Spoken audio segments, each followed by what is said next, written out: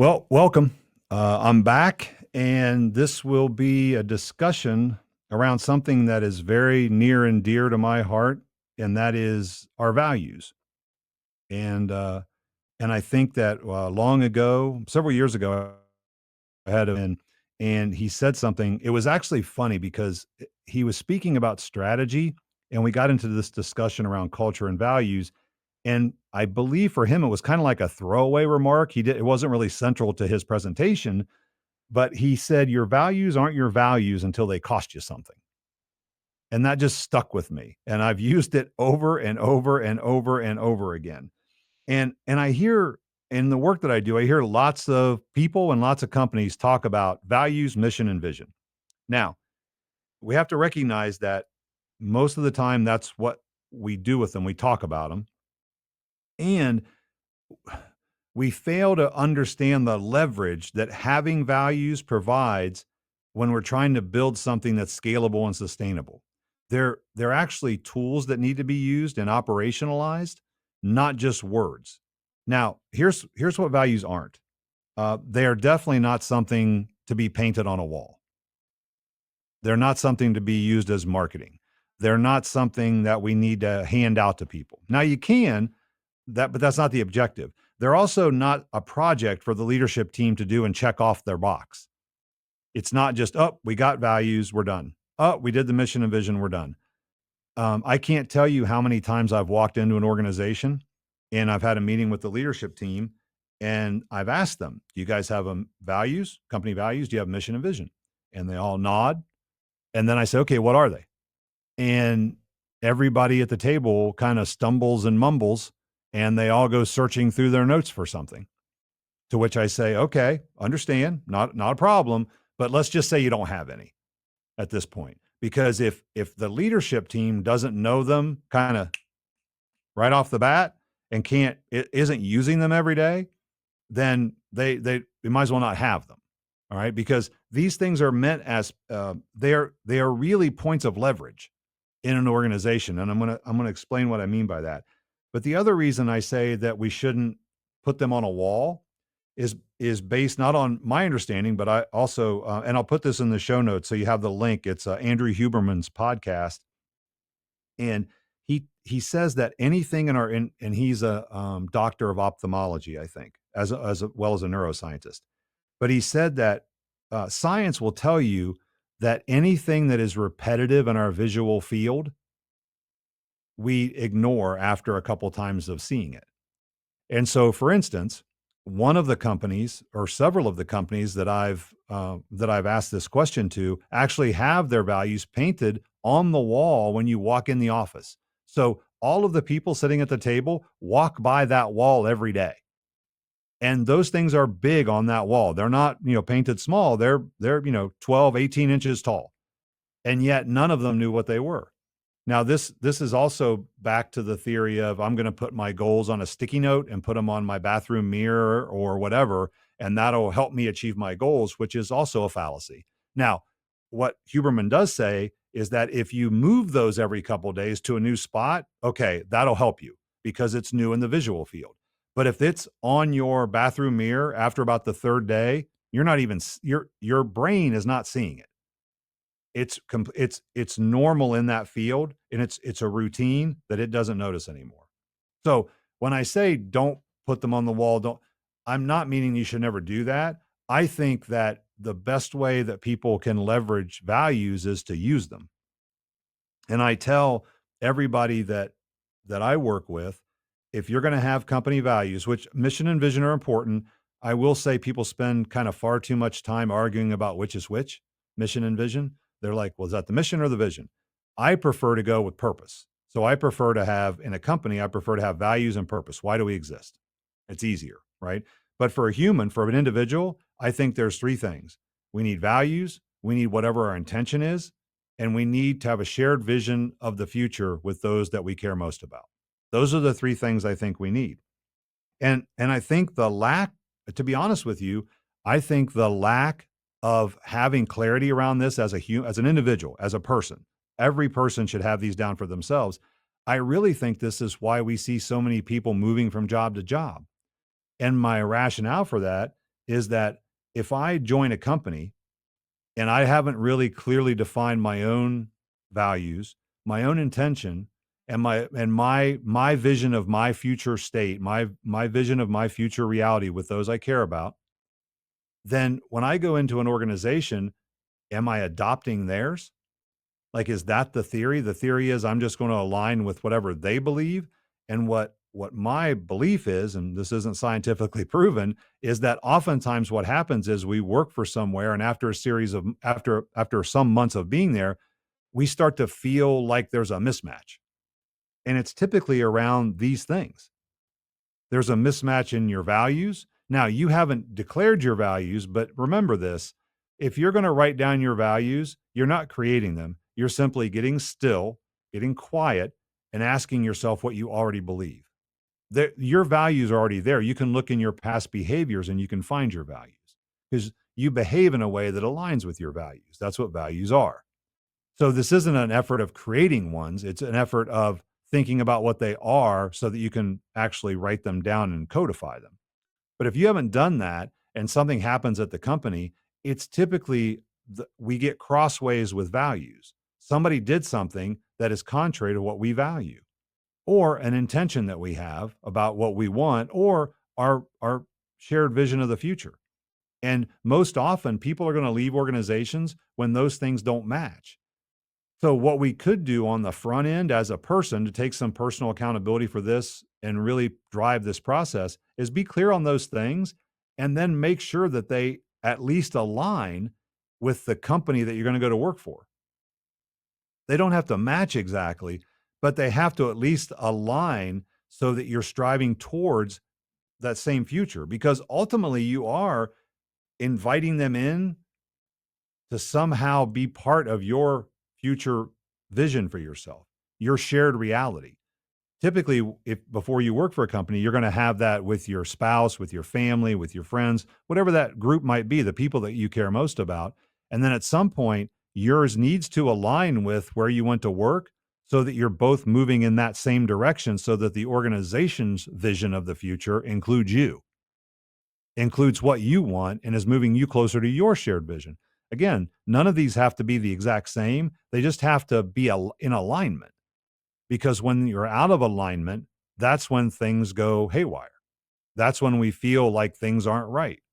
And so I think that it's really hard to make a decision if I want to work for a company if I haven't really thought about those things. Otherwise, I'm making a decision based probably on salary, I'm guessing, or if I can work from home or some other not unimportant component, but ultimately not the thing that's going to drive me to stay there. Those are important. They should be part of the conversation, but those should be the secondary things after we have the fit, after we have alignment. And this and and I have to make sure too that we take the accountability for this, right? This is on us as people. We can do this. We don't have to rely because absent that we're relying on somebody else's values, somebody else's vision of the future, somebody else's intention. And it isn't a business exercise. That's the other thing. When I work with companies, this is not a business exercise. This is a human being exercise.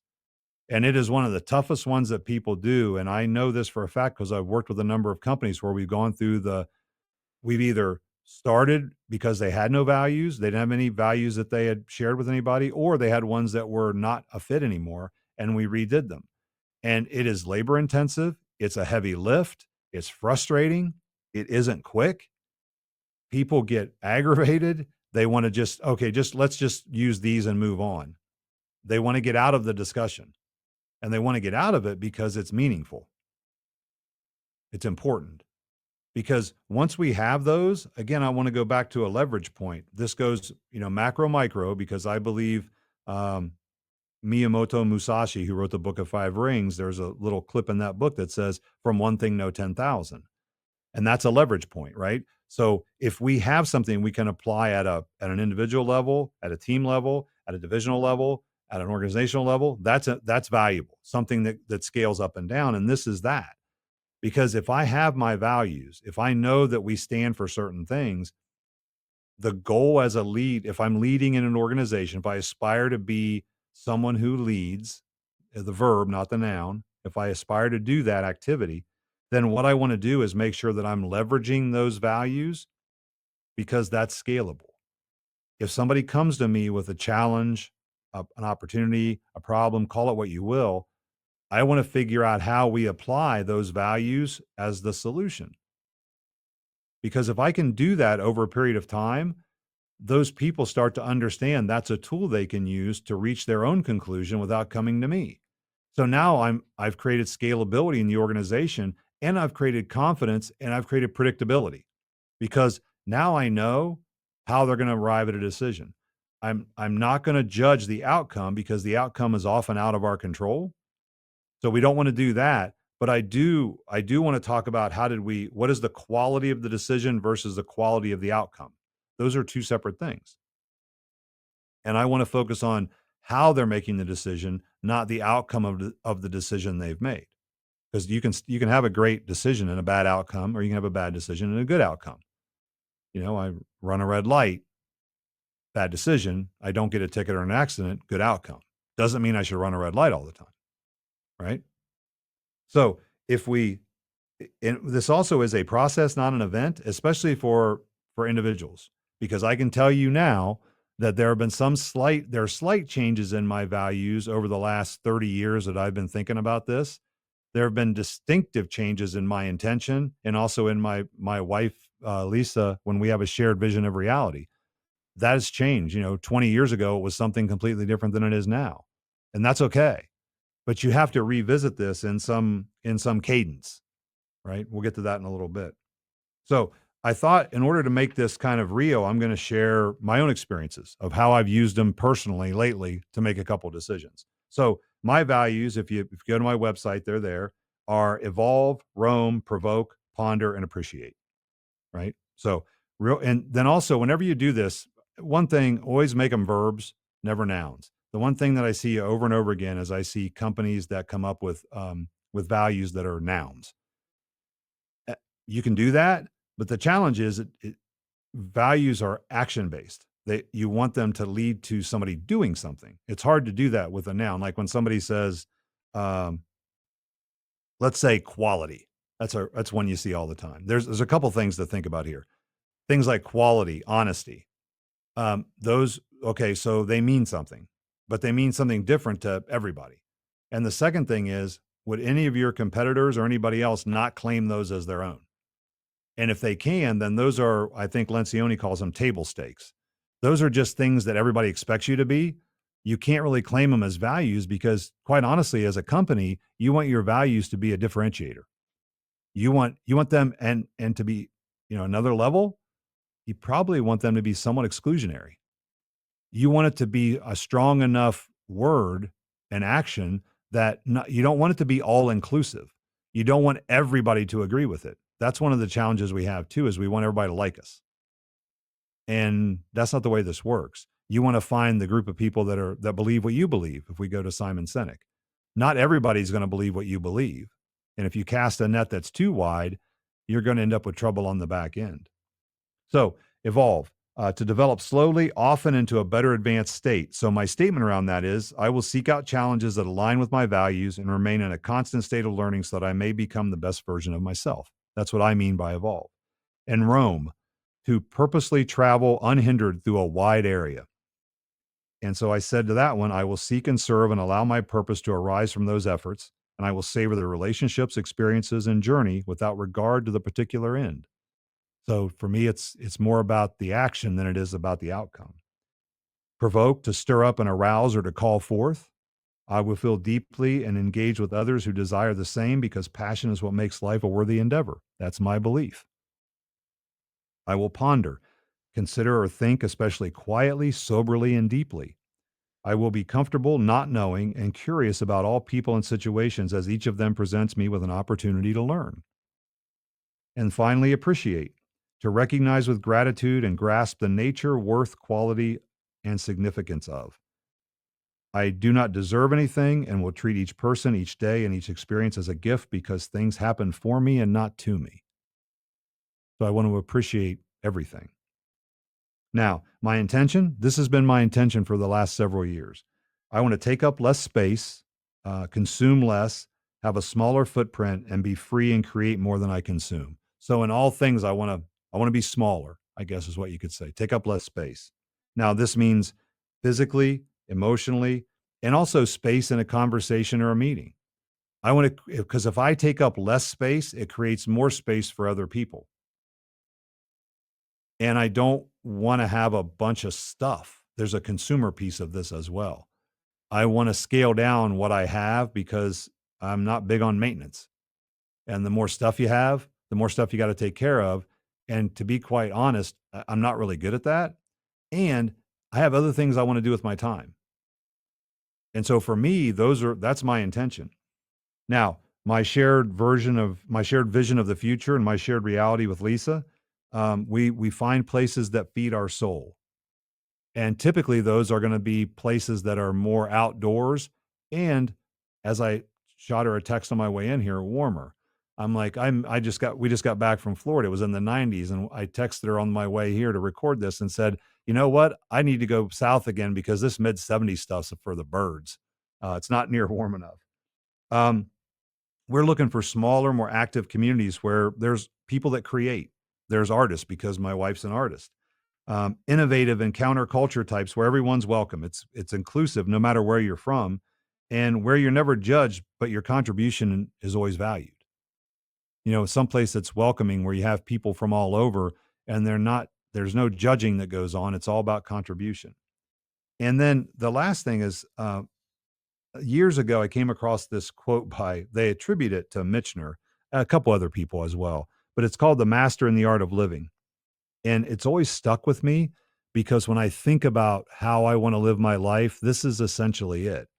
So the master in the art of living makes little distinction between his work and his play, his labor and his leisure, his mind and his body, his information and his recreation, his love and his religion.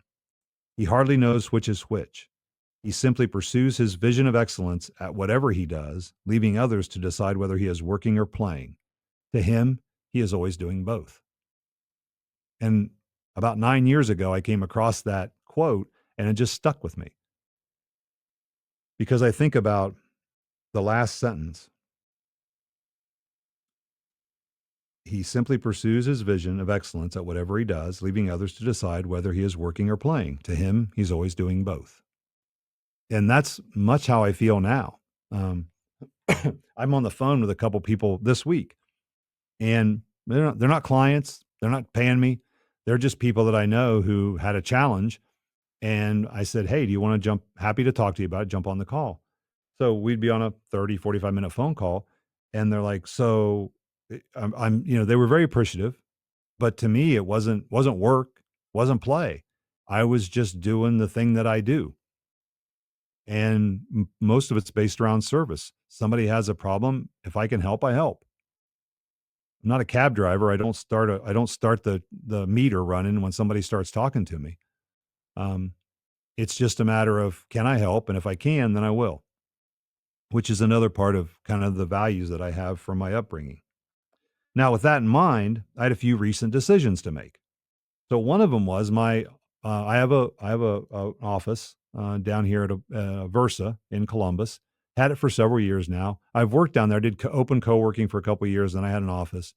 And it was time to sign the lease again. Last year, I thought about it and I re-signed it. And this year, I talked to Lisa about it, and I was looking at my values because I thought this is a great opportunity, right? I'm going to go back and think about this. So I looked at my intention, my reality, the shared version of reality, and my values. So my values, if you think about this, um, evolve and roam.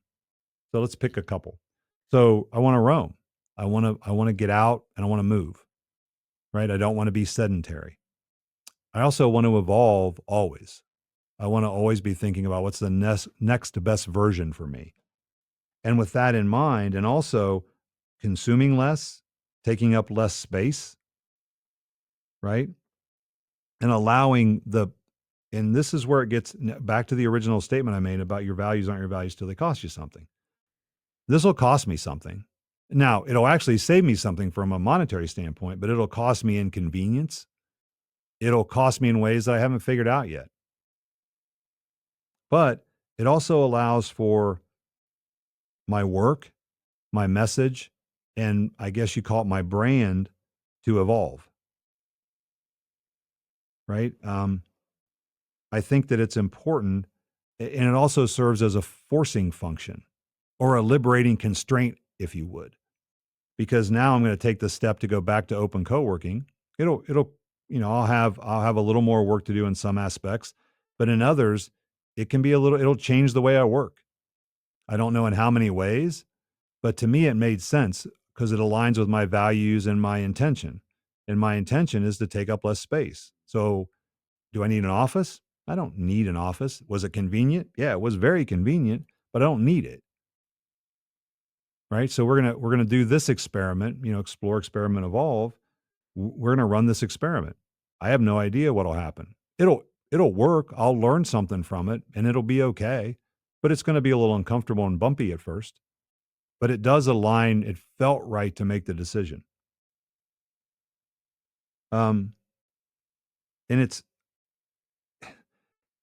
the second one of these is that I recently had to do was decide about the brand. I've gone through iteration after iteration for me over the past 8 or 9 years around relentless leadership, potential leader. There's all this stuff, right? There's been multiple iterations of it. There's been a lot of money thrown at it, a lot of gnashing of teeth, and